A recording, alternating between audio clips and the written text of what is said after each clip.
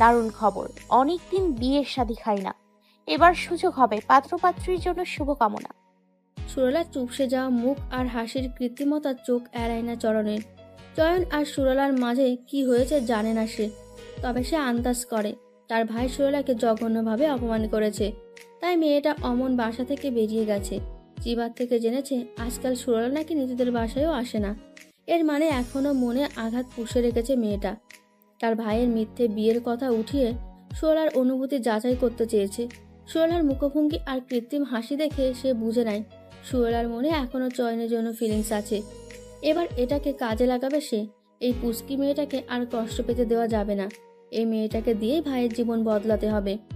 চরণ চলে যায়। সুরলা দীর্ঘশ্বাস ছাড়ে। চয়ন বিয়ে করছে, নিশ্চয়ই মেয়ে তার থেকে অনেক সুন্দর আর স্মার্ট। তার মতো গায়ে পড়া স্বভাব তার থাকবে না নিশ্চয়ই। এমন অনেক ভাবনাকে শাসায় সে।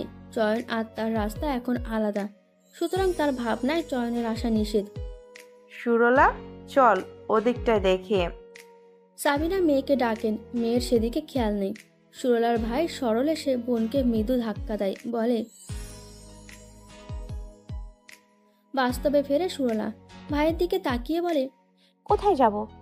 অন্য শপে চল, এখানে পছন্দ হচ্ছে না কিছু। উত্তর দিয়ে সামনে আগান সাবিনা। মায়ের কথা মতো সামনে আগায় সুরলা। কয়েক দোকান ঘুরে সবার জন্য জামা কাপড় কিনে দুপুরের দিকে বাসায় ফেরে। ফ্রেশ হয়ে বিছানায় বসে হাঁসফাঁস করে। সুরলার মন তখনও চয়নের বিয়েতে আটকে আছে। ভাবে না বললেও ভাবনা এসে হানা দিচ্ছে চয়ন। না পেরে রাসনাকে কল দেয়। রিসিভ হওয়ার পর সুরলা হ্যালো বলতেই রাসনা বুঝতে পারে সুরলার মন খারাপ। সে বলে, মন খারাপ কেন তোর? হ্যালো বলতেই ধরে ফেললি? অবাক হয়ে বলে সুরলা। রাসনার উত্তর, ওই এক শব্দের মাঝে আমি কোনো চাঞ্চল্য তো পাইনি, তাই ধরে নিলাম। তা বল, মন খারাপের কারণ কি? চয়ন বিয়ে করছে, ঈদের পর বিয়ে। কোনো ভনিতা ছাড়াই বলে দেয় সুরলা। ওই লোক তোকে কল দিয়ে জানিয়েছে? রাগত স্বরে প্রশ্ন করে রাসনা। না, ও কল দেয়নি। আজ শপিং মলে চয়নের ভাই বোনের সাথে দেখা হয়েছে। যাওয়ার সময় চয়নের ভাই জানালো, আমন্ত্রণও দিল। এক ভাই কষ্ট দেয়, আরেক ভাই এসে কাটা খায় লবণের ছিটা দেয়। এটা চাই কি আসলে? রাগ ঝরে পড়ে রাসনার গলায়। জানি না কি চায় ওরা। আমি তো সরেই এলাম এসব থেকে। চয়নকে ভুলতে চাচ্ছি খুব করে। এখন আবার এই বিয়ের সংবাদ শুনে চয়নের ভাবনায় হানা দিচ্ছে। দীর্ঘশ্বাস ছেড়ে বলে সুরলা। রাসনা ধমকে ওঠে। ওকে তোর ভাবনায় আসার অনুমতি দিবি কেন? ওর করা অপমান ভুলে গেলি? ও তোকে নর্তকী, বেহায়া, নির্লজ্জ, আত্মসম্মানহীন বলেছে। কতটা জঘন্য! তোকে, তোর ভালোবাসাকে কিনতে চেয়েছে টাকার বিনিময়ে, তারপর তোকে বিদায় করতে চেয়েছে। ভালোবাসার অপরাধে তোকে কতটা বাজে কথা শুনিয়েছে ভুলে গেলি? ও বিয়ে করুক, না হয় মরুক, তাতে তোর কি? তুই কেন ওর জন্য মন খারাপ করবি? তোর কি আত্মসম্মান বোধ নেই? আমার আত্মসম্মান বোধ আছে বলেই ওই দিনের পর চয়নের কাছ থেকে নিজেকে দূরে সরিয়ে রেখেছি। নিজেকে বারবার শাসাচ্ছি। ওর করা অপমানের কথা মনে পড়তেই ওর কাছ থেকে নিজেকে সরিয়ে রাখার সাহস পাই। আজকাল ও আমার ভাবনায়ও আসেন। লুকিয়ে লুকিয়ে এখন আর ফেসবুকে গিয়ে ওর প্রোফাইল ছবি দেখছি না। ওর কথা ভেবে কাঁদি না, নিজেকে অনেক শক্ত করে ফেলেছি। কিন্তু এতদিন পর হুট করে ওর বিয়ের কথা শুনে কেন যেন সব সাহস ফিকে পড়ছে। না চাইতেও সে ভাবনায় এসে যাচ্ছে। মনটা নিয়ন্ত্রণ হারা হয়ে গেছে। কি করব আমি? ওই বাজে লোকের কথা ভাববি না তুই। ওর করা অপমানের কথা ভাব, সাহস পাবি। তোর যদি বিন্দুমাত্র আত্মসম্মান বোধ থাকে তবে ওর জন্য মন খারাপ করবি না। কি? কিছু না। একা থাকলে নানান ভাবনা এসে হাজির হবে। আমি আসছি তোর বাসায়, তোর মন থেকে চয়নের ভূত নামাবো। আয়। বিকেল 4:30। রান্নাঘরে ইফতার বানাতে ব্যস্ত জোবাইদা। কাজের বুয়া দুপুরে এসে সব কেটে কুটে দিয়ে গেছে। তরকারি রান্না করে ইফতারি বানাবেন এখন। তরাবির নামাজ পড়তে যাবার সময় চুলায় ভাত বসিয়ে দিয়ে যাবেন। এমনি নিত্য রুটিন জোবাইদার। এখন বেসনের গোলায় জুবিয়ে বেগুনি বানাচ্ছেন। এক হাতে খুন্তি, আরেক হাতে স্লাইড করে কাটা বেগুন। অন্যান্য দিন চিবা মাকে সাহায্য করে ইফতার বানাতে। আজ শপিং করে এসে ক্লান্ত শরীর বিছানায় এলিয়ে ঘুম দিয়েছে দুপুরের দিকে। এখনো ওঠেনি। ডাইনিং টেবিল থেকে পানির জগ হাতে নিয়ে রান্নাঘরে প্রবেশ করে চরণ। ফিল্টার থেকে পানি ভরে জগে, তারপর জগ হাতে এসে দাঁড়ায় মায়ের পাশে। জোবাইদা ছেলের দিকে তাকান একবার, তারপর বেসনে বেগুনি চুবাতে চুবাতে বলেন, কিছু বলবি? আমি কিছু বলার আগে কিভাবে বুঝে যাও তুমি বলো তো? হেসে বলে চরণ। জোবাইদা হেসে বলেন, তোর চেহারায় বলে যে তুই কিছু বলতে চাস আমাকে, তা কি বলতে চাস বলে ফেল। চরণ খানিক সময় নেয়, কথাটা কিভাবে শুরু করবে ভেবে পায় না সে। জোবাইদা ছেলের দিকে তাকিয়ে বলেন, তুই কি বিয়ে শাদির কথা ভাবছিস? হ্যাঁ। আনমনে উত্তর দেয় চরণ। জোবাইদা সন্ধিহান চোখে তাকান ছেলের দিকে, সতর্ক করে বলেন, আমি আগেই বলে দিচ্ছি, চয়নের বিয়ে আগে তোকে বিয়ে করাচ্ছি আমি, তাই এসব চিন্তা মাথা থেকে ছেড়ে ফেল। কিচেন সিঙ্কের পাশে হাতে থাকা জগ রাখে চয়ন, হেসে বলে, তুমি আজকাল বেশি বুঝছো মা, আমি আমার বিয়ের কথা বলছি না। কবে কার বিয়ের কথা বলছিস? আর কার? অবশ্যই ভাইয়ার। চয়ন যে কবে বিয়ের জন্য রাজি হবে আল্লাহ জানে, এত করে বলি তাও রাজি হয় না। দেখি এবার ঈদে এলে রাজি করাই। তা তুই কি ভাবছিস? আচ্ছা মা, নিতুর খালাতো বোন সুরলাকে তোমার কেমন লাগে? খানিক ভাবেন জোবাইদা, তারপর বলেন, দেখতে বাচ্চা লাগে ওকে, ভারী মিষ্টি মেয়ে। ভাইয়ার সাথে ওকে কেমন লাগবে? জোবাইদা অবাক চোখে তাকান ছেলের দিকে। আমার মনে হয় ভাইয়া সুরলাকে পছন্দ করে, ভালো টালো বাঁচতে পারে। মায়ের অবাক চাউনির উত্তরে বলে চরণ, যা ভিত্তিহীন। সে জানে তার ভাই ভালোবাসায় বিশ্বাসী না, একবার ধোঁকা খেয়ে ভালোবাসা থেকে বিশ্বাস উঠে গেছে। প্রেম ভালোবাসা থেকে দূরে থাকে, তাও সে মাকে মিথ্যে বলে, যাতে মা চয়নের জন্য পাত্রী হিসেবে সুরলাকে বাছাই করে। জোবাইদা ভ্রুকুসকে বলেন, তুই কিভাবে বুঝলি? চরণ পরনে থাকা ট্রাউজার থেকে ফোন বের করে একটা ছবি দেখায় মাকে। চিবার বার্থডে পার্টিতে চয়ন সুরলা যখন এক মুহূর্তের জন্য পাশাপাশি দাঁড়িয়েছিল, সেই মুহূর্তে ছবি তুলেছে ফটোগ্রাফার, তার চরণের হাতে পড়েছে। সে এই ছবিটা সবার কাছে প্রকাশ করতে না দিয়ে নিজের কাছে রেখে দিয়েছে। ছবিটা দেখিয়ে বলে, ভাইয়াকে এর আগে কোনো মেয়ের ব্যাপারে এত ইন্টারেস্টেড দেখাতে দেখিনি। সুরলার সাথে ভাইয়ার ভীষণ ভাব। চিবার জন্মদিনে পরদিন ব্রেকফাস্ট করতে বসে চিবার যখন সুরলার কথা বলল, তখন দেখলো না কেমন ইন্টারেস্টিং দেখালো। ভাইয়া তো ওকে ভালোবেসে কিটি রাখে। ভাব ভালোবাসা না থাকলে ভাইয়ার মতো মানুষ কাউকে নাম দেয়, কারো ব্যাপারে জানতে এতটা উৎসুক হয়? তুমিই বলো। জোবাইদা খানিক ভাবেন, তারপর ছেলের কথার উত্তর দেন, হ্যাঁ, এর আগেও কয়েকবার ওই মেয়েটার কথা বলেছিল চয়ন। ও ভেবেছিল সুরলা নিতুর ছোট বোন। এটা নিয়ে সে কি তর্ক চিবার সাথে। মেয়েটা নিয়মিত জগিং করে, চিবাকে ওর থেকে কিছু শিখলেও বলছে। চয়ন যখন মেয়েটার ব্যাপারে কথা বলছিল, আমারও খটকা লেগেছে। যেদিন আমার সামনেই তো কীর্তি বলে সম্বোধন করছিল। চরণ মাথা নাড়ে বলে, ভাই যেহেতু কাউকে পছন্দ করে, তাই তোমরা অন্য পাত্রী না খুঁজে পাত্রী হিসেবে ওকে সিলেক্ট করো। জোবাইদার চোখে মুখে হাসির আভা খেলে যায়। এবার ছেলেটাকে বিয়ের জন্য রাজি করাতে পারবেন। তবে অবশেষে ছেলেটা বিয়ে করবে ভাবতেই খুশি লাগছে তার। খুশিতে গদগদ হয়ে বলেন, সত্যি? তবে চয়ন তার পাত্রী খুঁজে নিয়েছে? যাক, ভালো হয়েছে। মেয়ে যেমনই হোক আমার আপত্তি নেই। আমার ছেলে খুশিতেই আমার খুশি। ছেলেটা যে বিয়ের জন্য রাজি হবে, এটাই আমার জন্য বড় কিচ্ছু। এবার ঈদে ছুটিতে বাড়ি এলে বিয়ের কথা পাক্কা করে রাখবো। চরণ হাঁপ ছাড়ে, যা কাজ হচ্ছে। তবে এবার ভাইকে রাজি করাতে পারলেই হয়। মাকে তো বলে দিয়েছে ভাই মেয়েটাকে পছন্দ করে, ভালোবাসে।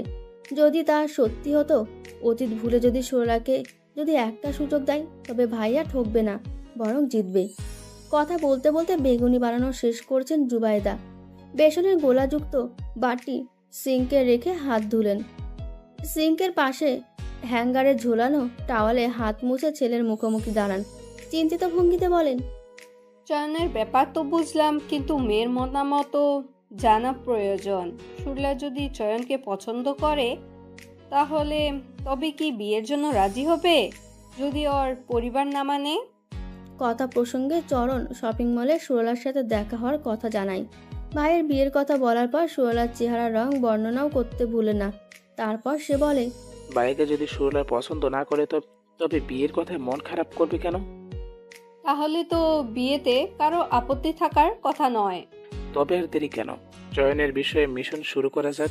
হেসে বলে চরণ। প্রত্যুত্তরে জোবায়েদা বলেন, ঈদ আসুক, চয়নও বাসায় ফিরুক, তারপর এটা নিয়ে আগাবো। এর আগে আমি তোর বাবার সাথে কথা বলে নেই, তার মতামতেও তো দরকার আছে। রাতে জোবায়েদা স্বামীর সাথে কথা বলেন এ ব্যাপারে।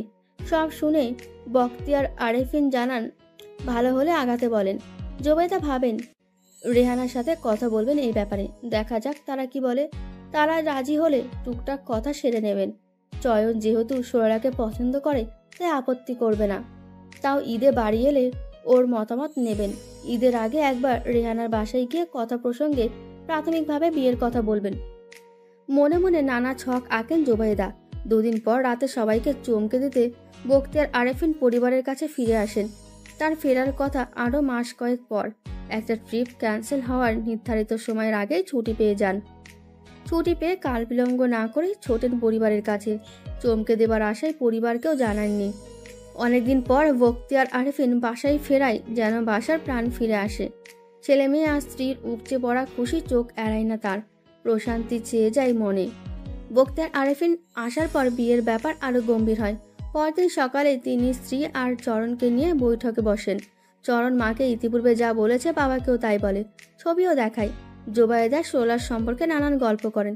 চিবা তখনও কিছু জানে না। সে কাজিনদের সাথে গ্রুপ কলে ঈদ কিভাবে কাটাবে সেই পরিকল্পনা করতে ব্যস্ত। এসবে ধ্যান যায় না তার। সোলার ছবি দেখে বখতিয়ার আরেফিন অবাক হন। বিস্মিত চোখে চেয়ে থাকেন ছবির দিকে। চরণ বলেন, বাবা তুমি চিনো ওকে? বখতিয়ার আরেফিন ইতিবাচক ইশারা করলেন। চরণ কারণ জানতে চাই। বখতিয়ার সাহেব স্ত্রীর উদ্দেশ্যে বলেন, তোমার মনে আছে গত বছর বাংলাদেশে আসার পর পাসপোর্ট সংক্রান্ত সমস্যা সমাধানের জন্য দৌড়াদৌড়ি করতে গিয়ে অসুস্থ হয়ে বাসায় ফিরছিলাম? জোবায়েদা মনে করার চেষ্টা করেন। মনে পড়ে তার। সায় জানিয়ে বলেন, হ্যাঁ মনে আছে, সুগার ফল হওয়ার পর তুমি ভরা রাস্তায় জ্ঞান হারিয়ে পড়েছিলে। যাওয়ার ধরেছিলে যখন 2-3 ছেলে মেয়ে এসে তোমাকে ধরেছিল। তুমি মিষ্টি জাতীয় কিছু চাওয়ার পর একটা মেয়ে ব্যাগ থেকে চকলেট বের করে তোমায় খেয়েছিল। তারপর খানিক জিরিয়ে তুমি স্বাভাবিক হওয়ার পরে তোমাকে বাসায় উদ্দেশ্যে গাড়ি দিয়ে করে গাড়িতে তুলে দিয়েছিল।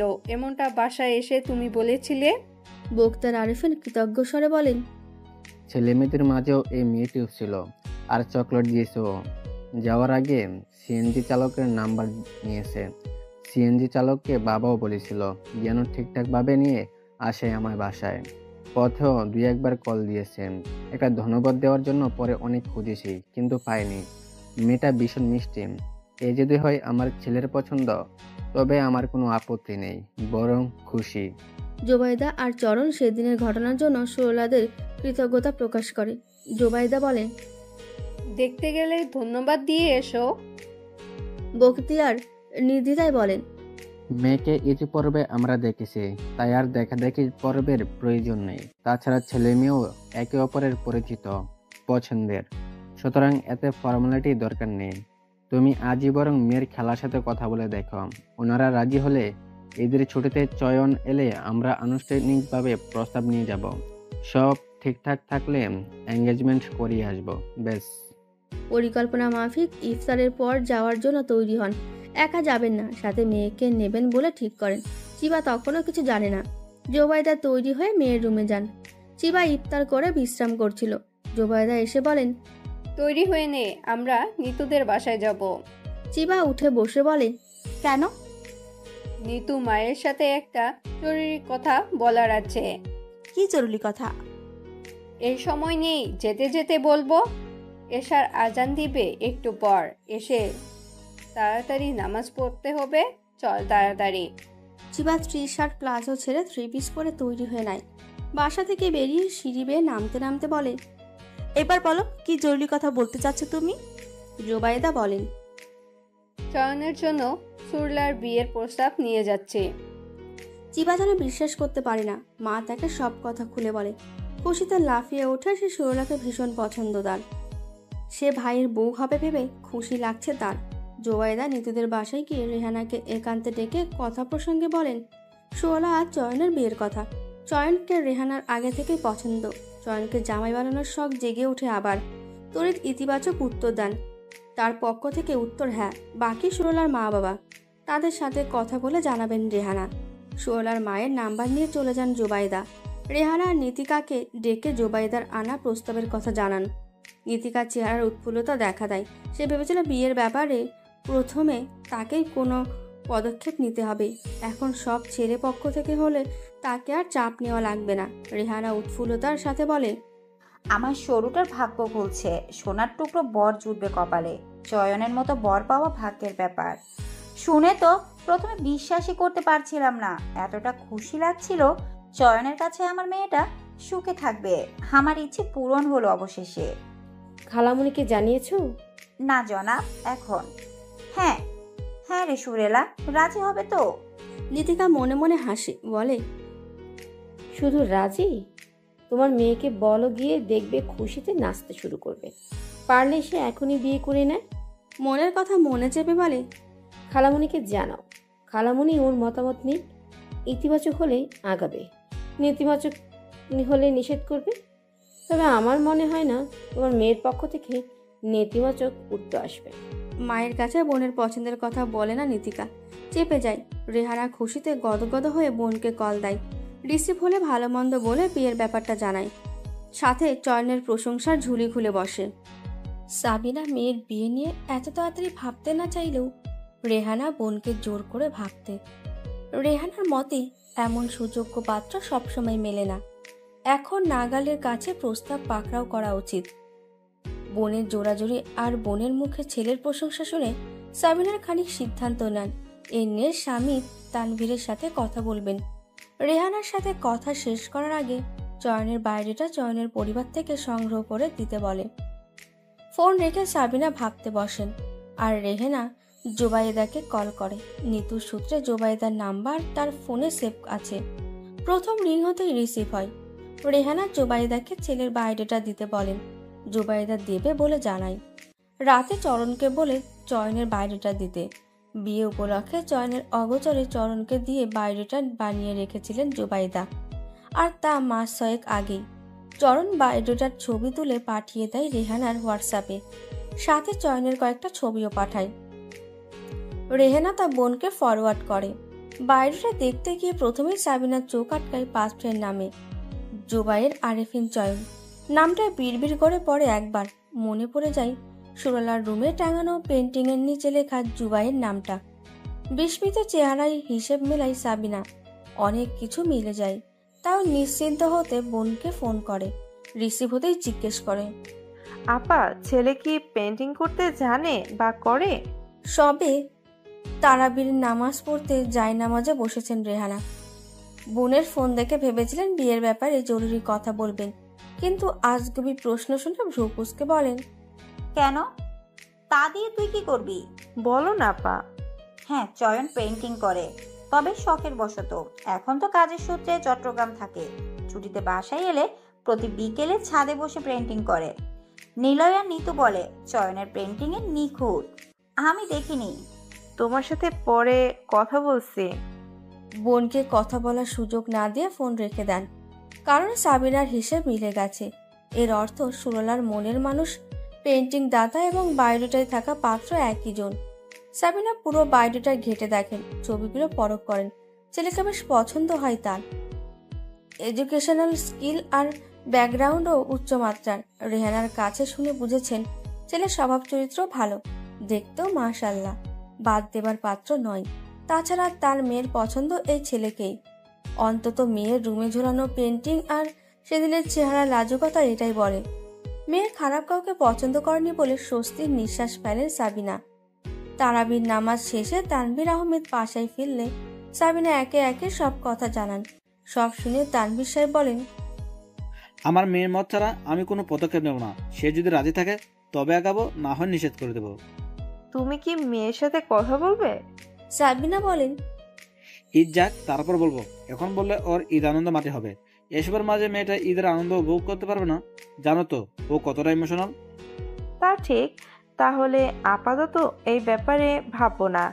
ঈদ যাক, তারপর ধীরে সুস্থে ভাবা যাবে। সুরলার কানে কথা পৌঁছায় না। ঈদ অবধি সুরলার বিয়ের ব্যাপারে কোনো আলাপ হয় না।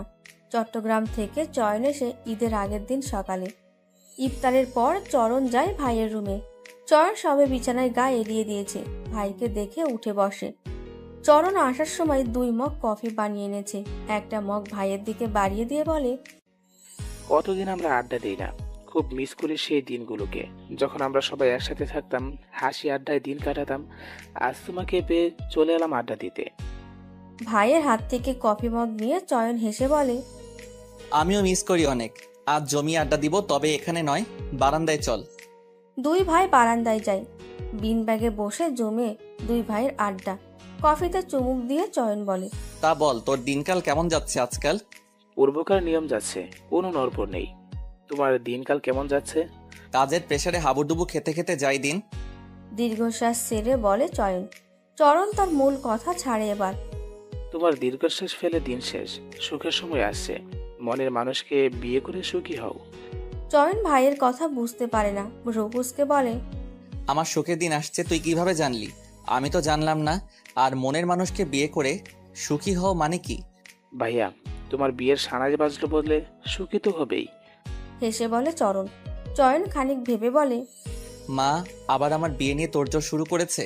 নিষেধ করি এসবে আমাকে না জড়াতে, তাও মা এবার কোমরে কাপড় বেঁধে নেমেছে। এই যাত্রায় মুক্তি পাবে না বলে মনে হয় না। বিয়ে তোমাকে করতেই হবে, তাও তোমার মনের মানুষকে। মনের মানুষ মানে? মা কি ওই ধোকাবাজ অনন্যার সাথে আমার বিয়ে ঠিক করেছে? এমন হলে কিন্তু খুব খারাপ হবে বলে দিলাম। চোয়াল শক্ত করে বলে চয়ন। চেহারায় রাগের আভা দেখা যাচ্ছে। চরণ ভাইয়ের রাগ শান্ত করতে বলে, তুমি ভাবলে কি করে তোমার জীবন তছনছকারীকে আমি তোমার জীবনে আবার আসতে দিব? পাত্রী অনন্যা নয়, অন্য কেউ। তা তোমার মনে কি অনন্যা ছাড়া কেউ নেই? চয়ন প্রশ্নবোধক চাহনি দিয়ে তাকায় ভাইয়ের দিকে, বলে, কার কথা বলছিস? আমার প্রশ্নের উত্তর দাও আগে, তারপর বলছি। না, কেউ নেই। খানিক সময় নিয়ে উত্তর দেয় চয়ন। চরণ হেসে জিজ্ঞেস করে, তোমার কীর্তি কেউ কি মনের বাইরে রাখো আজকাল? কীর্তি? অবাক চোখে তাকিয়ে বলে চয়ন। তারপর হকচকিয়ে উঠে বলে, মা কি ওই ইচড়ে পাকা মেয়ের সাথে আমার বিয়ের কথা বলছে? চরণ ভ্রুকুটি করে বলে, কোনো ইচড়ে পাকা মেয়ে? কার কথা বলছো? মজা নিচ্ছে চরণ। চয়ন ধমকে ওঠে, মজা নিবি না, ক্লিয়ার করে বল। কি বলবো? মা কি ওই মেয়ের সাথে আমার বিয়ে ঠিক করেছে? কোন মেয়ে? ঠোঁট দিয়ে হাসি চেপে আবারও বলে চরণ। চয়ন বুঝে যায় তার ভাই তার মুখ থেকে সুরলার নাম জানতে চাচ্ছে। নাম না বলা অবধি বলবে না। তাই সে বিরক্তি হয়ে বলে, সুরিলা না কি নাম জানি মেয়েটা, নিতুর কাজিন, ওর সাথে আমার বিয়ের কথা চলছে? না, সুরলার সাথে নয়। চয়ন হাঁপ ছাড়ে প্রশ্ন করে, তবে কে? বিয়ের কথা চলছে সুরলা ওরফে কীর্তির সাথে, তোমার কীর্তির সাথে। শব্দকার হাসি দিয়ে বলে চরণ। চয়ন চমকায়, মাথা চেপে বসে পড়ে। 7-5 ভাবে, তারপর ভাইয়ের দিকে তাকিয়ে গম্ভীর মুখে বলে, মাকে বলে দিস ওই মেয়েকে আমি বিয়ে করব না। আর সে মোটেও আমার মনের মানুষ নয়। 2 দিন হেসে কথা বললে কেউ মনের মানুষ হয়ে যায় না। আমরা শুনেছি তোমাদের মাঝে প্রেমের সম্পর্ক আছে, তবে এখন নিষেধ করছো কেন? তোদের এসব কে বলেছে? নিশ্চয়ই ওই মেয়ে বলেছে। এই মেয়েকে চিবার জন্মদিন পার্টির পর দিন এত অপমান করলাম, তাও লজ্জা হলো না। বেহায়ের মতো মানুষকে কি সব বলে বেড়াচ্ছে। আবার আসছে বিয়ে করতে। এই বিয়ের সম্বন্ধ ও নিশ্চয়ই এই মেয়ে তার বাপ মাকে দিয়ে পাঠিয়েছে। রাগে গদগদ করতে করতে বলে চয়ন। সবটা পরিষ্কার হয়ে যায় চরণের কাছে। সুরলা বিষণ্ণতা আর খালার বাসায় না আসার কারণ তার ভাই। বিনা অপরাধে মেয়েটাকে কতটা কথার ঘা দিয়েছে আন্দাজ করে সে। খারাপ লাগা কাজ করে। চোয়াল শক্ত করে প্রতিবাদী সুরে বলে, না জেনে কথা বলা ঠিক না ভাইয়া। মেয়েটাকে তোমার অপমান করা ঠিক হয়নি। অন্যের দোষে সাজা কেন তুমি ওকে দিয়েছো? তুমি জানো সেই দিন পর থেকে মেয়েটা তার খালার বাসায়ও আসেনি। সম্ভবত তোমার সাথে দেখা করতে চায় না বলেই। আর মেয়েটা কাউকে কিছু বলে বেড়ায়নি। অনন্যার পর কোনো মেয়ের সম্পর্কে তুমি এতটা ইন্টারেস্টেড দেখিয়েছো যে আমরা সবাই ভেবেছি তোমার মাঝে ভাব ভালোবাসা আছে। আর সে ভেবেই মা প্রস্তাব পাঠিয়েছে সুরলার খালার কাছে। সুরলার পক্ষ থেকে প্রস্তাব আসেনি, কিন্তু আজ 3 দিন 4 দিন হয়ে গেল, এখনো ওর হ্যাঁ বলেনি। সুরলা যদি তোমাকে বিয়ে করার জন্য পাগল হতো, তবে আগে এই পরিবারকে মানিয়ে হ্যাঁ বলে দিত। মেয়েটা নির্দোষ, তুমি শুধু শুধুই মেয়েটাকে দোষারোপ করছো। তোরা সবসময় এক লাইন বেশি বুঝিস। যত যাই হোক, আমি ওকে বিয়ে করব না, মাকে বলে দিবি। চয়নের রাগ সরে না এত সব শুনেও। স্বরটা এখনো রাগত। চরণ উঠে দাঁড়ায়, যাবার জন্য পা বাড়িয়ে বলে, এই বিয়ে নিয়ে মায়ের থেকে বাবার আগ্রহ বেশি। একদিন বাবার বিপদেও পাশে থেকেছিল, এখন বাবা যেভাবে হোক ওকে ছেলের বউ করবে। মাকে বোঝাতে পারলেও বাবাকে পারবা না বোঝাতে। তোমার বিয়ে তুমি গিয়ে জানাও, তোমার সিদ্ধান্ত আমি নেই এসবে। ভাইকে কিছু বলার সুযোগ না দিয়ে চলে যায় চরণ। চয়ন রাগে ফোঁস করে। রাতে খাবার খেতে বসে বাবাকে শুনিয়ে মায়ের উদ্দেশ্যে বলে, শোনো মা, আমি একটা কথা স্পষ্টভাবে বলে দিই, আমি ওই মেয়েকে বিয়ে করতে পারবো না, তাই কথা আগাবে না আর। চয়নের কথায় বাবা মা চিবা তিনজনই ভ্রকুসকে তাকিয়ে রইল। তাদের জানা মতে চয়ন সুরলাকে পছন্দ করে, তবে বিয়েতে এত আপত্তি কেন? চরণ বাবা মায়ের মুখের ভাষা বুঝতে পেরে বলে, আমাদের জানা মতে তোমরা একে অপরকে পছন্দ করো, হয়তো ভালো টালো বাসো, তবে বিয়ে করতে আপত্তি কোথায় তোমার? চরণের কথার সাথে বাবা মা চিবাও সায় জানায়। চয়ন ভাইয়ের দিকে তাকায় অগ্নি দৃষ্টিতে। আর কেউ না জানলেও সত্যতা তো চরণ জানে, তাও আগুনে ঘি ঢালছে কেন? সে গম্ভীর মুখে বলে, তোমরা সবাই এক লাইন নয় 5 লাইন বেশি বোঝো। আমাদের মাঝে প্রেম ভালোবাসা বা পছন্দের কোনো সম্পর্ক নেই। আমি তোকে পছন্দ করি না। জোবাইদা তীক্ষ্ণ দৃষ্টিতে তাকান ছেলের দিকে। ছেলের পছন্দের কথা ভেবে প্রস্তাব নিয়ে তারাই এগিয়েছেন। এখন ছেলে বেঁকে বসলে কি অপমানটাই না হতে হবে, ভাবতেই বুক কাঁপে তার। বখতিয়ার সাহেব গাঢ়তর কণ্ঠে বললেন, আমরা তোমার পছন্দের কথা জেনেই এগিয়েছি। এখন তুমি বেঁকে বসলেও কিছু করার থাকবে না। মেয়েটাকে আমাদের সবার পছন্দ। পাত্রীপক্ষ থেকে ইতিবাচক উত্তর এলে পুত্রবধূ হিসেবে ওকে ঘরে আনবো আমরা। তোমার মত থাকুক আর না থাকুক, সরলাকে তোমার বিয়ে করতেই হবে। কোনো বাড়তি কথা চাই না আমি। বাবার কথার উত্তরে কিছুই বলতে পারে না চয়ন। খাবার ছেড়ে উঠে যায়। রুমে গিয়ে সুরলার নাম্বারে কল দেয়। সুরলাকে বিয়ের ব্যাপারে তার সিদ্ধান্ত জানাবে, বলবে যাতে তার পক্ষ থেকে ইতিবাচক উত্তর না আসে। সংযোগ দেওয়া সম্ভব হয় না, ব্লক দিয়েছে সম্ভবত। সুরলার সাথে যোগাযোগের আর কোনো পথ পায় না। ঈদের দিন পুরোটার সময় আনন্দে কাটিয়েছে সুরলা। বন্ধুদের বাসায় গিয়েছে, ওদের নিয়ে ঘুরতে গেছে। রেহানা বেশ কয়েকবার ফোন দিয়ে যেতে বললেও যায়নি। চয়ন বাড়িতে আছে, পাছে না দেখা হয়ে যায়। ঈদের পর দিন লাঞ্চের পর তানভীর সাহেব মেয়েকে ডেকে পাঠান নিজের রুমে। বাবার তলব পেয়ে ছুটে যায় বাবার রুমে। তানভীর সাহেব পাশে বসিয়ে স্ত্রীর ফোনটা হাতে ধরিয়ে দিয়ে বললেন, বায়োডাটাটা পড়ো, দেখো তো কেমন লাগে। সুরলা ভ্রু কুঁচকে পড়া শুরু করে। পাত্রের নাম জুবাইর আরেফিন চয়ন দেখে অবাক হয়, তারপর চোখ ডলে। ভুল দেখছে কিনা। চয়নের বায়োডাটা তার বাবা মায়ের হাতে যাবে কেন? পুরো বায়োডাটাই চোখ বোলায়। পরপর কয়েকটা ছবিও দেখে। বায়োডাটা আর ছবি চয়নেরই। সে অবাক হয়ে বলে, এসব কি বাবা? তানভীর সাহেব আর সাবিনা এতক্ষণ মেয়ের কাণ্ড দেখছিলেন। তানভীর সাহেব মেয়ের পছন্দের কথা জানেন না, সাবিনা জানেন। তিনি মুচকি এসে বলেন, বিয়ের প্রস্তাব এসেছে এই ছেলের বাসা থেকে, কি করা যায় বলো তো? সুরলার অবাকের মাত্রা বাড়ে। চয়নের বাড়ি থেকে বিয়ের প্রস্তাব আসছে। চয়নের না কদিন পর বিয়ের কথা ছিল। বিয়ে কি ভেঙে গেছে? হয়তোবা। আর তাই পাত্রী না পেয়ে তাকে বিয়ে করতে চাইছে, নাকি চয়ন আবার কোনো প্রতিশোধ নিতে চাচ্ছে? নিজেকে শক্ত করে নিয়েছে সে। যত যাই হোক, ওই লোকের কথা ভাববে না আর না তার কোনো ফাঁদে পা দেবে। সুরলা সরাসরি বলে দেয়, কি করবে আর? নিষেধ করে দাও, পাত্রকে আমার পছন্দ হয়নি। আর একটা কথা, আমার বিয়ের কথা কেন আসছে এখন? বাবা, তুমি না বললে আমার পড়াশুনো শেষ করার আগে বিয়ের কথা ভাববে না? তানভীর সাহেব মেয়ের মাথায় হাত বুলিয়ে বলেন, আমি নিষেধ করেছি, তোর মাও নিষেধ করেছে। রেহানা আপা জোর করেছেন ভাবতে। পাত্র নাকি ভালো, এমন পাত্র হাতছাড়া করলে পরে পাবো না। তবে আমি বলছি, তোর মত থাকলে আগাবো, না হয় বাদ। আমার মত নেই, বাদ দিয়ে দাও। কড়া গলায় বলে সুরলা। সাবিনা অবাক চোখে তাকান মেয়ের দিকে। হঠাৎ কি হলো? বেঁকে বসলো কেন? দুজনের ঝগড়া টগড়া হয়েছে নাকি? তিনি বলেন, ভেবে বলছি তো, আমরা নিষেধ করে দিলে কিন্তু আর হ্যাঁ বলতে পারবো না।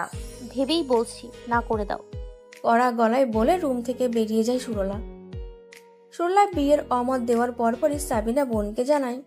নীতিকাও শোনে। শুনে তার বিস্ময়ের শেষ থাকে না। যে মেয়েটা কদিন আগে অবধি চয়ন চয়ন বলতে অজ্ঞান ছিল, আজ সে কিনা চয়ন থেকে মুখ ফিরিয়ে দিচ্ছে। নীতিকার কথা বলতে চায় সুরলার সাথে। সুরলা নীতিকার ফোন ওঠায় না। সাবিনার ফোন থেকে কথা বলতে চাইলেও বলে না। ঘটনা জানতে নীতিকা ঈদের তৃতীয় দিন সকালে মাকে নিয়ে খালার বাসায় আসে। এসে ফ্রেশ হয়ে সুরলাকে জেকে ধরে। সুরলা শুধু জানায় সে চয়নকে তার জীবনে চায় না, চয়নকে তার জীবন থেকে মুছে নিয়েছে। তাদের মাঝে এখন কোনো কিছুই নেই। নীতিকার বিশ্বাস হয় না যেন। সে এর পেছনের ঘটনা জানতে চাইলে সুরলা এড়িয়ে যায়। বিকেলে সুরলাকে নিয়ে সাবিনা, রেহানা, নীতিকা আলোচনায় বসেছে। আলোচনার মুখ্য বিষয় সুরলার বিয়ে। রেহানা সুরলাকে নানানভাবে বোঝাচ্ছেন যেন রাজি হয়ে যায়। রেহানা এমনও বলেন, সরুমা, চয়নের মতো ছেলে আজকাল পাওয়া দুষ্কর। সে লাখে একটা, যেমন ভদ্র তেমন চেহারা, চাকরি বাকরিও ভালো, সব দিক দিয়ে পারফেক্ট। তুই খুব সুখে থাকবি। তাছাড়া আমার কাছে থাকবি, আমি যখন তখন তোকে দেখতে পারবো। রাজি হয়ে যা মা। সুরলার কড়া উত্তর। আমি ওকে বিয়ে করব না। সাবিনা মেয়ের জেদ ভেবে বারবার বলছেন। সামান্য কারণে এত বড় সিদ্ধান্ত নিস না, পরে পস্তাবি। সাবিনার ভাবনা মতে সুরলা আর চয়নের মাঝে কোনো ঝামেলা হয়েছে, যার দরুন সুরলা চয়নকে বিয়ে করতে অস্বীকৃতি জানাচ্ছে। নীতিকা বারবার সুরলার অমত পোষণ করার কারণ জানতে চাইছে। চয়নকে বিয়ে করার সুযোগ হাতছাড়া করতে নিষেধ করছে। সুরলার কানে যেন কথা যায় না। সবাই বোঝাতে বোঝাতে ক্লান্ত, তাও সুরলা তার সিদ্ধান্তের অনড়। আলোচনার মাঝে রেহানার ফোন বেজে ওঠে। টেবিলের ওপর থেকে ফোন নিয়ে রুমের এক কোণে গিয়ে কথা বলতে থাকে।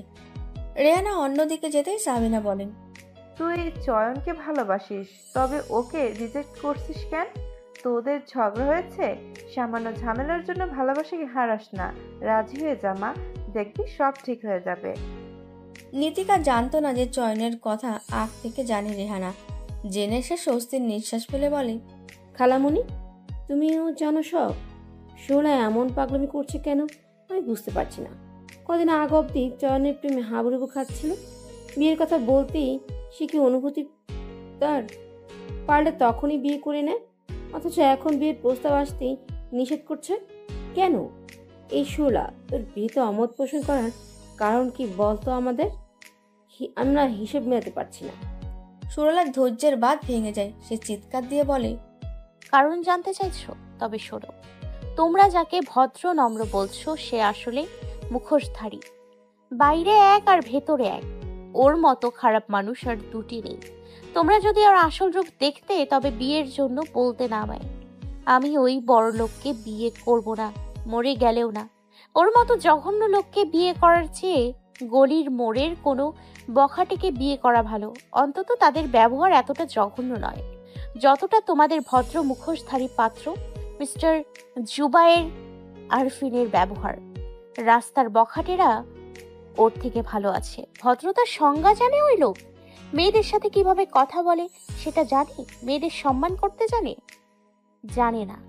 সুরলা বাঘ্র কণ্ঠে বলেই যাচ্ছে।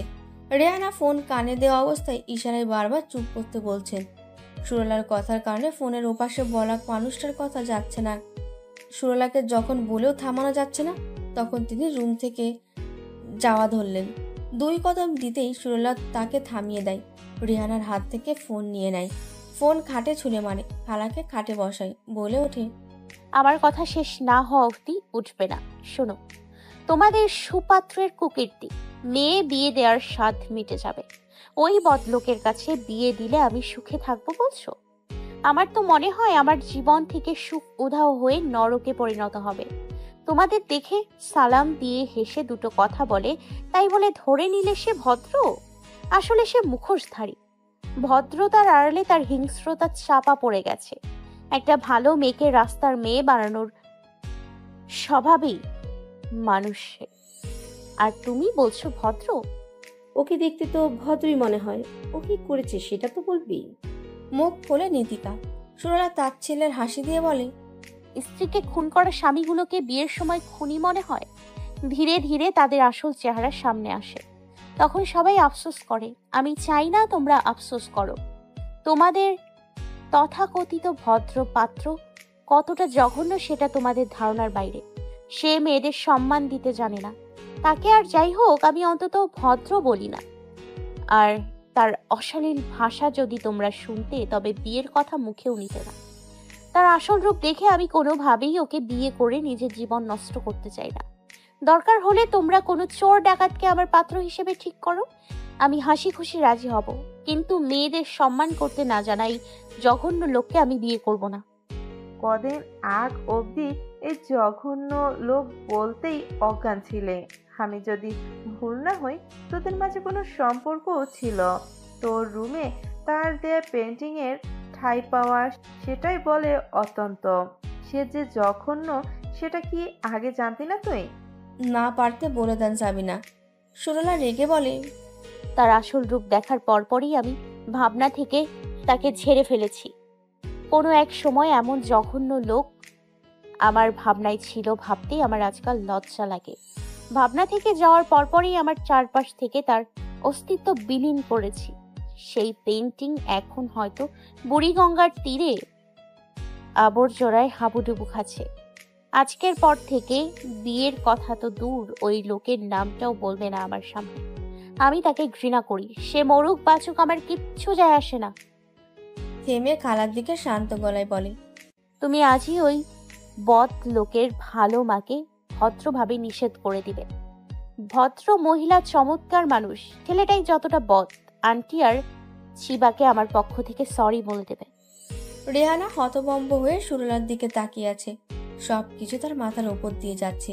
চয়নের নামে এত বাজে কথা তিনি বিশ্বাস করতে পারছেন না। আর সুরলা এসব জানে কিভাবে? নানান প্রশ্ন ঘুরপাক খায় রেহানার মতে। রেহানা অনেকটা ফিসফাসিয়ে বোনকে জিজ্ঞেস করে। সাবিনা পুরো বিষয়টা বুঝিয়ে বলে।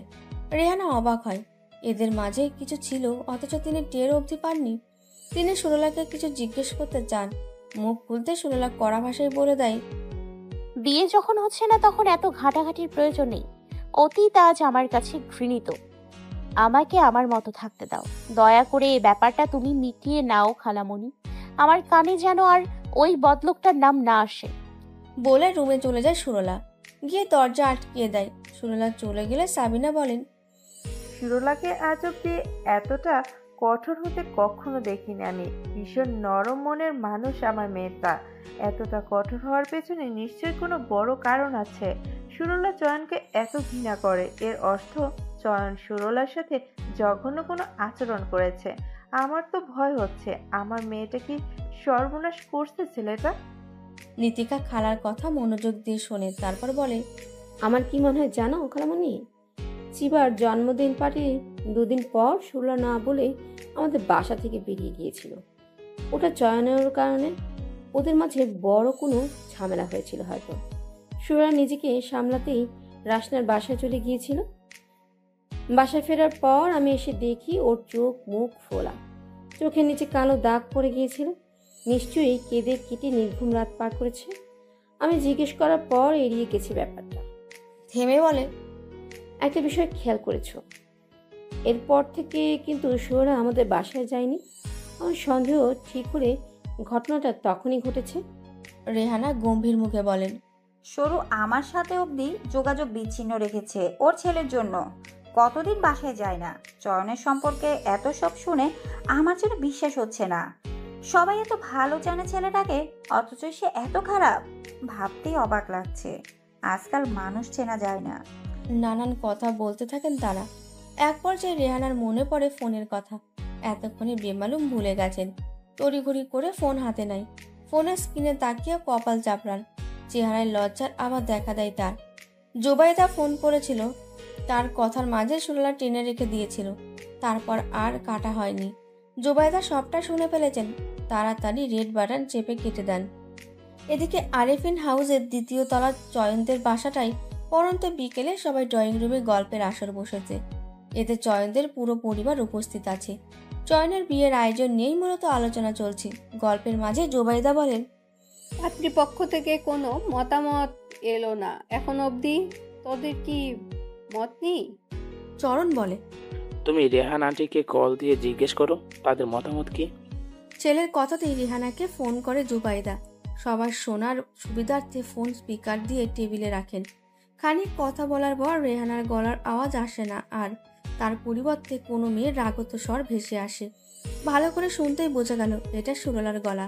বিয়ে নিয়েই কথা বলছে। অতঃপর একে একে সুরলার সব কথা শুনল তারা। সুরলা যখন চয়নকে খারাপ বলছিল, বখাটের সাথে তুলনা করছিল, তখন সবাই অবিশ্বাস্য চোখে তার দিকে বারবার তাকাচ্ছিল। যেহেতু চয়ন সুরলা একে অপরের পরিচিত ছিল, তাই তাদের ভাবনা মতে সুরলা না জেনে কথা বলছে না, নিশ্চয়ই এর মাঝে কোনো ঘটনা আছে। চোখ মুখ লাল করে চয়ন মাথা নিচু করে বসে থাকে। মাঝে একবার চরণ ফোন কাটতে নিলে বাবা বাধা দেয়, বলে, আমরাও শুনি আমাদের ছেলের কীর্তি। সুরলার প্রতিটা কথা অবাক করে সবাইকে। সবাই যখন চয়নের দিকে তাকাচ্ছিল, তখন লজ্জায় চয়নের মাথা কাটা যাওয়ার উপক্রম হলো যেন। এতটা অপমানিত বোধ কখনো করেনি সে। ফোন কাটার পর বখতিয়ার সাহেব গম্ভীর মুখে বলেন, আজ অবধি কেউ তোমার নামে মন্দ কথা বলেনি। এই মেয়েটা তোমাকে এত খারাপ বলছে, তোমাকে বিয়ে করার চেয়ে কোনো বখাটাকে বিয়ে করা উত্তম মনে করছে। তার কারণ কি? তুমি মেয়েটার সাথে কি করেছ যা বখাটাকেও কর্মকে হার মানায়? জোবাইদা ছেলের দিকে অবিশ্বাস্য চোখে তাকিয়ে বলে, বাবা আসলে কি তুই এতটা খারাপ? সুরলা এসব কিভাবে জানে? তুই ওর সাথে কি খারাপ কিছু করেছিস? প্রস্তাব ফিরিয়ে দেওয়ার সময় রাহেনা যদি আমাকে এসব বলে, তবে আমি কি বলবো? কি সাফাই দিব? মা বাবার অবিশ্বাস মানতে পারে না চয়ন। উঠে চলে যায় নিজের রুমে। সামান্য একটা মেয়ের জন্য মা বাবা তাকে অবিশ্বাস করছে। মেয়েটার সাথে সে কি এমন করেছে? খানিক বকা দিয়েছে শুধু। এর জবাবে মেয়েটা এমনভাবে প্রতিশোধ নিল। তাকে যতটা খারাপভাবে উপস্থাপন করেছে, সে কি ততটা খারাপ? তার জানা মতে সে এতটা খারাপ নয়। মেয়েটা বাড়িয়ে বলছে তাকে সবার সামনে ছোট করতে। মনে রাগ আর ক্ষোভের ভিত দেখা যায়, চেহারায় রাগে রক্তিম আভা। মা বাবার অবিশ্বাস্য দৃষ্টি বারবার চোখে ভাসে চয়নের। মা বাবা তাকে কত খারাপ ভাবছে। সব সময় তারা তাকে নিয়ে গর্ববোধ করত। আজ মেয়েটা তাকে খারাপ বানিয়ে দিয়েছে। সুরলা পরিকল্পনা করে এত সব করেছে।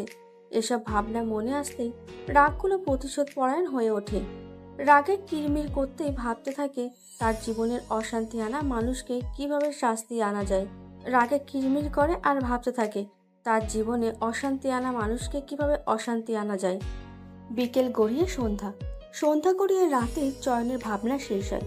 মাথায় চমৎকার পরিকল্পনা আসে। সে সুরলাকে বিয়ে করবে।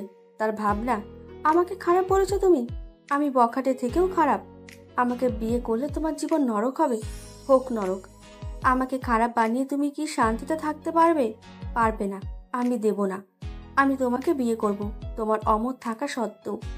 আজ আমাকে সবার সামনে খারাপ বানিয়েছো, আমাকে সবার সামনে ভালো বানানোর দায়িত্বও তোমাকে নিতে হবে। শুধু দেখে যাও আমি কি করি। জেদ চেপে যায় চয়নের। মায়ের ফোন থেকে সুরলার মায়ের ফোন নাম্বার নিয়ে কল দেয়। রিসিভ হতেই সালাম দিয়ে নিজের পরিচয় দেয়। চয়ন নামটা শুনে সাবিনার কণ্ঠ গম্ভীর হয়। কল দেওয়ার কারণ জিজ্ঞেস করে। চয়ন জানায়, বিকেলে মায়ের ফোন কলের মাধ্যমে সুরলার বলার সব কথাই সে শুনেছে। সে ব্যাপারে কথা বলতে চায়। এরপর চয়ন তার আবেগী কণ্ঠে নানান কথা ব্যক্ত করে, যার মূল ভার হলো সুরলা এবং সে একে অপরকে ভালোবাসে। তাদের মধ্যে সম্পর্কও ছিল। সামান্য একটা কারণে সুরলা তার সাথে ঝগড়া করে ব্রেকআপ করে নেয়। ক্ষোভ থেকে এখন বিয়ে করতে চাইছে না। চয়ন সুরলাকে ভীষণ ভালোবাসে। বিয়ে করলে সুরলাকেই করবে। সুরলাও চয়নকে ভালোবাসে। শুধুমাত্র জেদ আর ভুল বোঝাবুঝির কারণে বিয়েতে অমত পোষণ করছে। সাবিনা যেন সুরলাকে বোঝায়, সুরলাকে বিয়ের জন্য রাজি করায়। সাবিনা তাদের মাঝে ঝগড়ার কারণ জানতে চাইলে চয়ন জানায়, অফিসের একটা প্রজেক্টে তার এক মেয়ে কলিগের সাথে সে কাজ করেছিল অনেকটা সময় ধরে। কাজের বাইরে তাদের মাঝে কোনো সম্পর্ক ছিল না। অধিকাংশ সময় মেয়েটা তার সাথে থাকায় সুরলা চয়নকে সন্দেহ করতে শুরু করে। সুরলার ধারণা চয়ন মেয়েটার সাথে সম্পর্কে জড়িয়ে গেছে, যা কিনা ভিত্তিহীন। তার কলিগ মেয়েটার নাম মাহিরা। সে বিবাহিত, তার দুটো বাচ্চাও আছে। চয়ন তার কথা সত্য প্রমাণ করতে মাহিরার পারিবারিক ছবিও দেয়, যাতে মাহিরা আর তার স্বামীর বন্ডিং শোভা পাচ্ছে। চয়ন ল্যাপটপ ঘুরে মাহিরার সাথে তার করা শেষ প্রজেক্টের এগ্রিমেন্টও দেখায়। পুরো ব্যাপারটা এমনভাবে উপস্থাপন করেছে যে সন্দেহ করার অবকাশ নেই। প্রমাণের ভিত্তিতে সাবিনা বিশ্বাস করেন চয়নের কথা। সুরলার বিকেলে বলা কথার সাথে উক্ত ঘটনার খানিক রেশ পাওয়া যায়। তাছাড়া সুরলা চয়নকে ঘৃণা করার সুস্পষ্ট কারণ বলেনি, শুধু খারাপ তা বলেছে। চয়নের শান্ত গলায় গুছিয়ে বলা কথাগুলো বিস্মিত করে সাবিনাকে। সাবিনার সাথে কথা বলার সময় চয়নের ভদ্রতা ছিল নজর কাড়া। খানিক সময়ে চয়ন সাবিনার ব্রেন ওয়াশ করে ফেলে। সুরলা এবং সে একে অপরকে ছাড়া থাকতে পারবে না। মুখে বললেও সুরলা এখনো চয়নকে ভালোবাসে। সে সাবিনাকে জানায় সুরলার ভুল বোঝাবুঝির আর নিতে পারবে না সে শেষ চাই। খুব তাড়াতাড়ি সুরলাকে বিয়ে করতে চায়। সাবিনা আশ্বাস দেয় সুরলাকে বুঝিয়ে বিয়ের জন্য রাজি করাবেন। কথা শেষে ফোন রেখে রেহানাকে চয়নের বলা কথাগুলো বলে। অল্পতে হাইপার হওয়া আর ভুল বোঝাবুঝির অভ্যাস আছে সুরলার, সেটা কারো অজানা নয়। সুরলার দ্বারা সব সম্ভব, তাই রেহানাও বিশ্বাস করেন। চয়নকে তিনি চেনেন ভালো করে, সে এতটা খারাপ হতেই পারে না। দুই বোন মিলে সিদ্ধান্ত নেন তারা সুরলাকে চয়নের কাছে বিয়ে দেবেন। তানভীর সাহেব রাজি হন না মেয়ের অমতের জন্য। পরে ব্যক্তিগতভাবে দেখা করে চয়ন ভালোভাবে বুঝিয়ে বলে।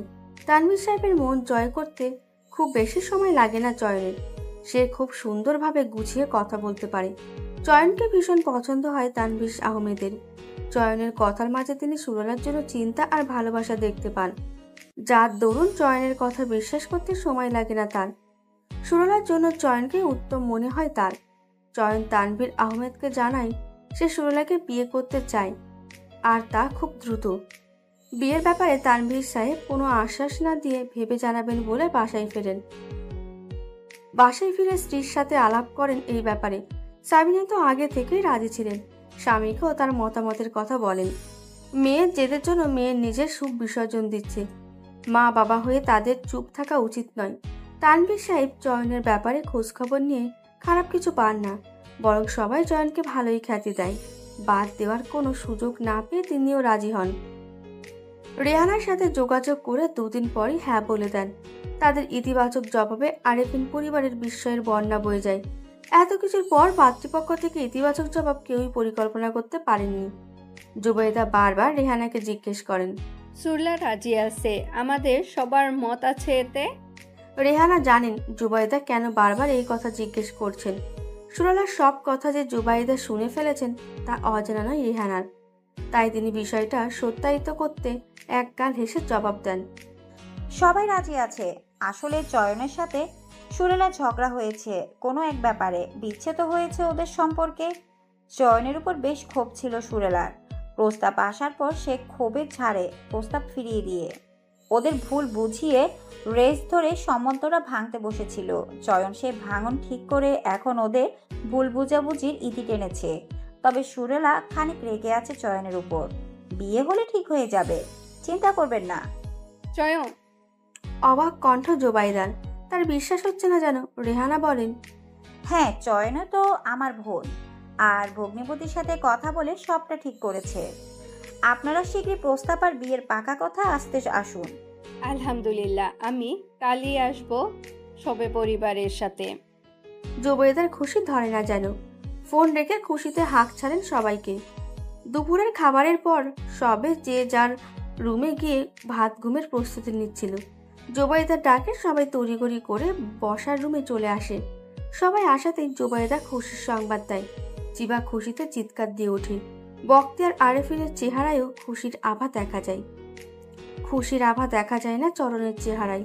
সে ভ্রুকুচকে বলে, এটা কিভাবে সম্ভব? সুরলা রাজি হলো কিভাবে? জুবাইদা চয়নের দিকে তাকায়, বলেন, তোদের সম্পর্কের কথা আগে বলিসনি কেন? পশু সুরলার সাথে এসব শোনার পর আমরা যখন তোকে অবিশ্বাস করেছিলাম তখন অন্তত বলতে পারতি যে তোদের মাঝে ঝগড়া হয়েছে, তাই সুরলা ডেকে এসব বলেছে। বলিসনি কেন? উত্তরে চয়ন বলে, আমাদের মাঝে যে সমস্যা ছিল তা মিটে গেছে। এখন পুরনো কথা না টেনে বিয়ের দিকে মন দাও। চিবা, চরণ আর বখতিয়ার সাহেব কিছু বুঝতে পারছেন না। তারা জিজ্ঞাসু দৃষ্টিতে তাকিয়ে আছে। বখতিয়ার সাহেব বলেন, কিসের সমস্যার কথা বলছো তোমরা? উত্তর জুবাইদা রেহানার বলা কথাগুলো বলেন। চিবা বলেন, আমি তো ওই দিনই সুরলার কথা শুনে বুঝতে পেরেছিলাম তোমাদের মাঝে কোনো সম্পর্ক আছে। ভাইয়ার করা পেন্টিং যে চলে গেছে সুরলার ঘরে। চয়ন চেহারায় লাজুকতা টেনে মৃদু হাসে। ভাবটা এমন যে সত্যি সুরলার প্রেমে মগ্ন। চরণ ভাইয়ের পাশে গিয়ে ফিসফিসিয়ে বলে, ভাইয়াকে না জানলেও আমি সত্যটা জানি। তুমি কি করতে চাইছো? হঠাৎ রং বদলালে কেন? যদি এর পেছনে সরলার কষ্ট দেওয়ার কারণ থাকে তবে দয়া করে এসব করো না। চয়ন ভাইয়ের দিকে তাকায় এক পলক, তারপর মায়ের দিকে তাকিয়ে বলে, আর মাত্র 2 দিন ছুটি আছে আমার, এরপর আমি চট্টগ্রামে চলে যাব। এই 2 দিনে তুমি বিয়ের ব্যবস্থা করো। ঘরোয়া বিয়ে হবে, বাইরের কেউ যেন না থাকে। আমি আঙ্কেলের সাথে কথা বলে নিব, এদিকটা তুমি সামলাও। বলে হাঁটা ধরে। মাঝপথে থেমে পিছু ফিরে বলে, আর হ্যাঁ, তোমার গুণধর পুত্রবধূকে বিয়ের ব্যাপারে কিছু জিজ্ঞেস করবে না। আমার রাগ তোমাদের উপর ঝাড়বে। ওর সাথে যোগাযোগের চেষ্টা করো না। রাতে তানভীর আহমেদের সাথে কথা বলে চয়ন। ছুটি শেষ হওয়ার কারণে পরদিনই তড়িঘড়ি করে বিয়ের সিদ্ধান্ত নেওয়া হয়। সুরলাকে রাজি করানোর দায়িত্ব দেওয়া হয় নীতিকাকে। নীতিকা আসে পরদিন সকালে। সুরলা তখন ঘুমে মগ্ন। নীতিকা সুরলাকে জাগিয়ে বলে, তুই এদিকে ঘুমাচ্ছিস আর ওদিকে সব ঘটনা ঘটে যাচ্ছে। কি হয়েছে আবার? ঘুম জড়ানো কণ্ঠে বলে সুরলা। নীতিকা তড়িৎ বলে, চয়নকাল বিয়ে করে ফেলেছে। তুই রিজেক্ট করায় ও বেশ খেপে গেছে। তারপর ওর এক কাজিনকে বিয়ে করে নিয়েছে। মাত্রই নিলয় ফোন দিয়ে বলল। চয়নের বিয়ের কথা শুনে সুরলা তড়িৎ উঠে বসে। চোখ থেকে ঘুম চলে যায়। রাগের বশত সেদিন মা বোনকে এত কথা শুনিয়েছে সে। তার সত্য কয়টা? সে চয়নকে এখনো ঘৃণা করতে পারে না। তার মনে ঘৃণা আসে না চয়নের জন্য। চয়নকে ভোলার ভান করলেও সফলভাবে ভুলতে পারে না। মনে নানান রূপে এসে হানা দেয় চয়নের ভাবনা। আত্মমর্যাদা রক্ষার্থে সে চয়নকে রিজেক্ট করেছে। সে আর চায় না চয়নকে। চয়নের ওপর জমে থাকা ক্ষোভ থেকেই সেদিন এত সব বলেছিল। আজ চয়নের বিয়ের কথা শুনে মনের কোথাও খারাপ লাগা কাজ করছে। কষ্ট হয় সুরলার। সে বুঝতে পারে তার মনে চয়নের জন্য ভালোবাসা এখনো অবশিষ্ট আছে। নিজের কষ্টগুলো বোনকে দেখাতে চায় না। কাপা গলায় বলে, তো আমি কি করব? সুরলার গলার স্বর জানান দেয় সুরলার কষ্টের কথা। নীতিকা অন্যদিকে ফিরে মুচকি হাসে। সুরলার দিকে ফিরে বলে, ও তোর উপর জেদ করে বিয়ে করে ফেলেছে। তুই বাপ্পারাজের বেশ ধরবি কেন? তুইও বিয়ে করে নে। ওকে দেখিয়ে দে তুইও ওকে ছাড়া চলতে পারিস। এভাবে নানান কথা বোঝায় নীতিকা। সুরলার মনে ক্ষোভের জায়গা দিয়ে সুরলাকে রাজি করায় বিয়ের জন্য। সে জানায় মফিকের এক বন্ধু আছে যে কিনা নীতিকার বাগদানের পর থেকে সুরলাকে পছন্দ করে। মাসখানেক আগে সে প্রস্তাব দিয়েছে। সুরলা রাজি থাকলে যখন তখন বিয়ে করতে প্রস্তুত সে। জেদের বশত সুরলা বলে দেয়, আজই কাজে নিয়ে আসতে বল তাদের। আমি বিয়ে করব, কারোর কথা ভাববো না। এই বদ লোকের জন্য নিজের জীবন থামিয়ে রাখবো না। এই রেস ধরে সন্ধ্যার পর কাজে নিয়ে হাজির হয় আরিফিন পরিবার। সুরলাকে নীতিকা তার রুমে দরজা আটকে রাখে যাতে পাত্রের খোঁজ না পায়। বিয়ে পড়ানোর আগে সাবিনা, রেহানা, কাজী, নীতিকা, তানভীর সাহেব যায় সুরলার রুমে। বিয়ে পড়াতে শুরু করে। সুরলার মনে তখনও চলছে চয়ন। চয়নের সাথে কাটানোর সব মুহূর্তের কথা ভাবছে সে। এদিকে যে পাত্রের নাম জুবাইর আরিফিন বলছে কাজী, সেদিকে তার খেয়ালই নেই। একে একে সব কথা ভেবে চয়নের অপমানের কথা ভাবে সে। রীতিমতো মনে রাগ জমে, ক্ষোভ জমে। তখনই নীতিকা তাকে ঝাঁকি দিয়ে কবুল বলতে বলে। সুরলা বাস্তবে ফেরে, মনের ক্ষোভ নিয়ে কবুল বলে ফেলে। রেজিস্টার পেপারে স্বাক্ষরও করে দেয়। বিয়ে হয়ে যায়। নীতিকা ছাড়া বাকিরা সুরলার মাথায় হাত বুলিয়ে চলে যায়। নীতিকা সুরলার দিকে তাকিয়ে মুচকি হাসতে থাকে। সুরলার কারণ জিজ্ঞেস করে। নীতিকা হাসি থামিয়ে বলে, জেদ ধরে বিয়ে করতে গিয়ে পাত্রের নামটাও শুনলি না, ছবিও দেখলি না, পরে দেখলে কেমন চমকাবি তাই বল ভাবছি। সুরলার রাগত উত্তর, পাত্র যেমনই হোক অন্তত এই বদলোক থেকে ভালো হবে, এটাই আমার বিশ্বাস। বিয়ের আগে না দেখে বিয়ের পর দেখে নিব সে কেমন। পাঠাবো তাকে। ডিনার শেষে চয়নকে পাঠানো হয় সুরলার রুমে। সুরলা বর দেখে কেমন রিয়াক্ট করবে এটা নিয়ে বসার রুমে হাসছি ঠাট্টায় মত্ত সবাই। নীতিকার দেখানো রুমে গিয়ে সুরলাকে পায় না চয়ন। পুরো রুমটায় চোখ বুলিয়ে দরজা লক করে বারান্দায় গিয়ে দিকে এগোই। নীতিকা বলছে সুরলাকে রুমে কিংবা বারান্দায় পাবে সে। বারান্দার দরজায় গিয়ে দেখে বারান্দার এক কোণে থাকা হ্যাঙ্গিং চেয়ারে গুটি মেরে বসে আছে সুরলা, পা দুটো ভাঁজ করে। হাঁটুর উপর থুতনি রেখে এক মনে বাইরের দিকে তাকিয়ে আছে। পরনে নীল 3 পিস। এত করে বলেও কেউ তাকে শাড়ি পরাতে পারেনি। চয়নের মায়ের দেওয়া শাড়িও পরেনি সে। কাঁধ অব্দি চুলগুলো এলোমেলো করে হাত খোপা করেছে। সামনের বব কাট চুলগুলো হেয়ার ব্যান্ড দিয়ে পেছনে নেওয়া। রক্তিম চেহারা আজ বেশভূষায় আজ আর বাচ্চা লাগছে না, বেশ বড় বড় লাগছে। সুরলার দিকে তাকিয়ে চয়ন মনে মনে বলে, আমাকে সবার সামনে খারাপ বানিয়ে নিজে ভালো থাকতে চাইছিলে? তা যে হবে না মিসেস। এই খারাপ মানুষটা তোমাকেও খারাপ বানাবে। পকেট থেকে একটা গোল্ড লিপ সিগারেটের প্যাকেট আর একটা লাইটার বের করে চয়ন। একটা সিগারেট নিয়ে অন্যদিকে ফিরে সিগারেট ধরায়, তারপর সিগারেটের প্যাকেট আর লাইটার পকেটে রেখে দেয়। সিগারেটটা ঠোঁটে চেপে এক টান দেয়। ধোঁয়া ছাড়ে না, নিঃশ্বাসও ফেলে না। নিঃশ্বাস আটকে নিঃশব্দে সুরলার কাছে গিয়ে দাঁড়ায়। সুরলা তখনও তাকে দেখেনি। আকস্মিক চয়ন সুরলার দিকে ঝুঁকে নিঃশ্বাস ফেলে, মুখ দিয়ে ধোঁয়া ছাড়ে, যা পুরোটাই গিয়ে পড়ে সুরলার মুখে। হঠাৎ নিকোটিনের ধোঁয়ায় নাকে যেতেই সুরলা কাশতে শুরু করে। চয়ন ফিরতি ধোঁয়া ছেড়ে হেসে বলে, হ্যালো মিসেস জুনায়েদ আরিফিন। চোর ডাকাত বখাটেদের থেকেও খারাপ মানুষটার জীবনে আপনাকে স্বাগতম। চয়নের কণ্ঠ শুনে চমকায় সুরলা। কাশতে কাশতে তাকায় আশেপাশে। ডার্ক মেরুন পাঞ্জাবির সাথে কালো প্যান্ট পরা চিরচেনা সে সুদর্শন যুবককে দেখে বিস্ময়ের মাত্রা বাড়ে। অবাক চোখে তাকিয়ে থাকে। বিস্ময়ের পাল্লা ভারী হয়ে কাশতে ভুলে যায় সে। তার বিস্মিত মুখভঙ্গির পরিবর্তে চয়ন বাঁকা হেসে বলে, এই ঘৃণিত মানুষটার উপর আবারও ক্রাশ খেয়ে গেলে নাকি? এটা কিন্তু তোমার নীতিবিরুদ্ধ। আমার মতো খারাপ মানুষের উপর তোমার মতো দুধে ধোয়া তুলসী পাতা টাইপ মানুষের ক্রাশ খাওয়া সাজে না। নিজেকে সংযত করো মিসেস। সুরলার ভাবনা, এই বদলোক এখানে কেন এসেছে? এ না কাল বিয়ে করেছে, তবে আজ এখানে এসেছে কেন? আমার বিয়ে খেতে? বিয়ে খেতে এলে আমাকে মিসেস জুবাইর বলছে কেন? মিসেস জুবাইর মানে তো 1 মিনিট, আমার কি এই বদলোকের সাথে বিয়ে হয়েছে? আল্লাহ, তেমন যেন না হয়। এটা আমার শোনা ভুল কথা হোক। নিশ্চিত হতে সে তড়িঘড়ি উঠে দাঁড়ায়, চোখ রাঙিয়ে বলে, এখানে কেন এসেছেন? কি চাই এখানে? আমার বিয়ে করা বউয়ের সাথে দেখা করতে এসেছি। অতীব ভদ্র আর উপচে পড়া ভালো গুণ নাকি তার, যে নাকি নিজেকে ছাড়া জগতের সবাইকে খারাপ ভাবে। তাই দেখতে এলাম সেই ভদ্রলে বেশি নারীকে। যদিও আমার আসার পেছনে আমার শ্বশুর শাশুড়ির হাত আছে। তারাই বলেছেন বিয়ের পর স্বামী স্ত্রী একান্তে কিছু সময় কাটাতে, তাই চলে এলাম। স্বাভাবিক গলায় বলে চয়ন। সুরলা রাগত স্বরে বলে, এত কিছুর পর আপনাকে আমার বাসায় কে ঢুকতে দিয়েছে? এখানে এসে আবার তামাশা শুরু করেছেন। যান, গিয়ে নিজের বউকে সময় দিন, আমাকে বিরক্ত করবেন না। চয়ন এবার শব্দযোগে হেসে ওঠে, যেন সে কোনো মজার কথা শুনেছে। হাসতে হাসতে বলে, তোমার অবগতির জন্য জানাই, আপনার সাথে যার বিয়ে হয়েছে সেই ব্যক্তিটা জুবাইর আরিফিন চয়ন, অর্থাৎ আমি। আমার মতো খারাপ মানুষটার সাথেই তোমার বিয়ে হয়েছে। অসম্ভব, এটা হতেই পারে না। অবিশ্বাসের সুরে বলে সুরলা। চয়নের হাস্যরসের সাথে বলে, সম্ভব বলেই বিয়েটা হয়েছে। কিভাবে সম্ভব হয়েছে শুনবে? সুরলা কথা না বলে প্রশ্নবোধক চাহনি দেয়।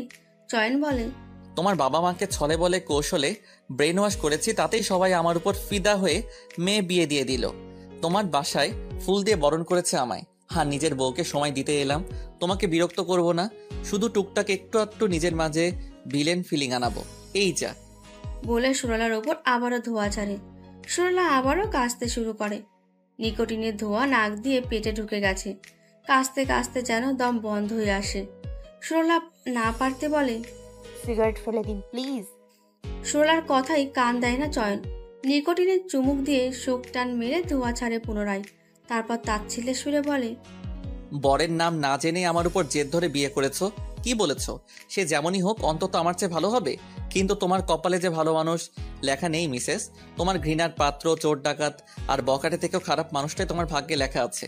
কি করবে এবার? খারাপ মানুষের খারাপ কাজ সহ্য তো করতেই হবে, স্বামী বলে কথা। বলে আবারও ধোঁয়া ছাড়ে।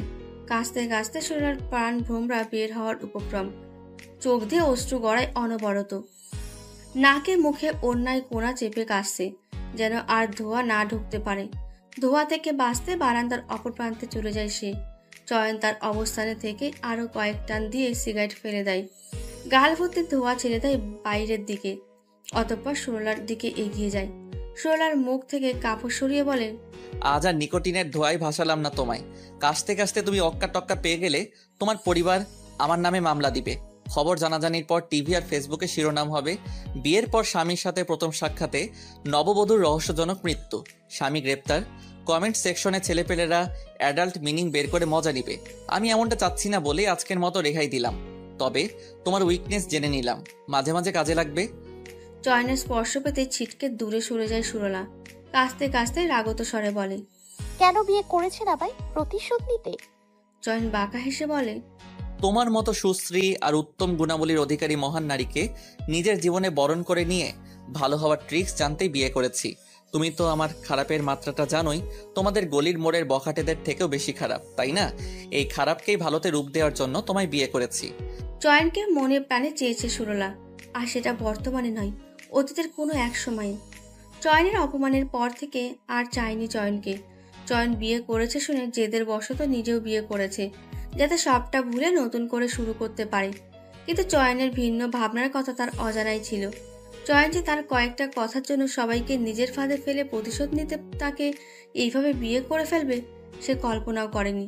সেদিন মা বোনকে চয়ন সম্পর্কে বলা সব কথা ফোনে নাকি জোবাইদা শুনে নিয়েছে।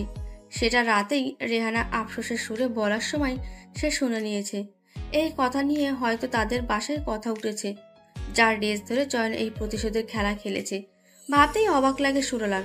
চয়নের সাথে তার বিয়ে হয়েছে শুনে যতটা না অবাক হয়েছে, তার চেয়ে বেশি অবাক হয়েছে চয়নের করা কাজ দেখে, কিভাবে তাকে নিকোটিনের ধোঁয়ায় ডুবাচ্ছিল। এইসব ভাবনার মাঝে সুরলার কাশি থেমে যায়। সুরলা তেড়ে যায় চয়নের দিকে, উদ্দেশ্য কয়েকটা কথা শুনিয়ে দেবে। চয়নের কাছাকাছি যেতেই চয়ন তার দিকে তাকায় সরাসরি। দুই জোড়া চোখের দৃষ্টি এক হয়। চয়নের দৃষ্টিতে সুরলা নিজের জন্য ঘৃণা, রাগ, ক্ষোভ দেখে। যে দৃষ্টি একসময় মায়ার জালে তাকে ভাসাতো, আজ সেই দৃষ্টি কতটা বদলে গেছে। সুরলা রাগত স্বরে বলে, হ্যালো বন্ধুরা, ভিডিওটির পরের পার্ট খুব তাড়াতাড়ি আমাদের চ্যানেলে আসবে, তো তোমরা সবাই একটু অপেক্ষা করো। আর যদি আমাদের এই ভিডিওটি তোমাদের ভালো লেগে থাকে তাহলে অবশ্যই লাইক, কমেন্ট, শেয়ার করো। আর আমাদের পরের পার্টটি দেখার জন্য চ্যানেলটিকে অবশ্যই সাবস্ক্রাইব করো। ধন্যবাদ সবাইকে আমাদের সাথে থাকার জন্য।